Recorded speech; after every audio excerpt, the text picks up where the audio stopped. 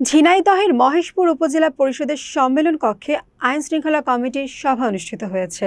শনিবার সকালে উপজেলা নির্বাহী অফিসার সাজ্জাদ হোসেনের সভাপতিত্বে আয়োজিত সভায় বিভিন্ন সরকারি কর্মকর্তা, জনপ্রতিনিধি, সাংবাদিক ও রাজনৈতিক নেতৃবৃন্দ অংশ নেন। সভায় উপস্থিত ছিলেন উপজেলা সহকারী কমিশনার ইশতিয়াক আহমেদ, পরিবার পরিকল্পনা কর্মকর্তা ডক্টর হেলেনা আক্তার নিপা, মহেশপুর থানার ওসি মেহেদী হাসান, ৫৮ বিজিবির সহকারী পরিচালক এমদাদুল হক সহ বিভিন্ন দপ্তরের কর্মকর্তারা। বক্তারা বলেন, আইন শৃঙ্খলা পরিস্থিতি স্বাভাবিক রাখতে বাল্যবিবাহ, আত্মহত্যা, মাদক ও সীমান্ত এলাকায় চোরাচালান প্রতিরোধে প্রশাসনের নজরদারি আরও জোরদার করতে হবে। পাশাপাশি সামাজিক সচেতনতা বৃদ্ধির উপর গুরুত্বারোপ করা হয়। সভায় পরিবার ও সমাজকে আরও দায়িত্বশীল হওয়ার আহ্বান জানিয়ে সীমান্ত এলাকায় আইন শৃঙ্খলা বাহিনীর সমন্বিত কার্যক্রম অব্যাহত রাখার প্রয়োজনীয়তার কথাও তুলে ধরা হয়।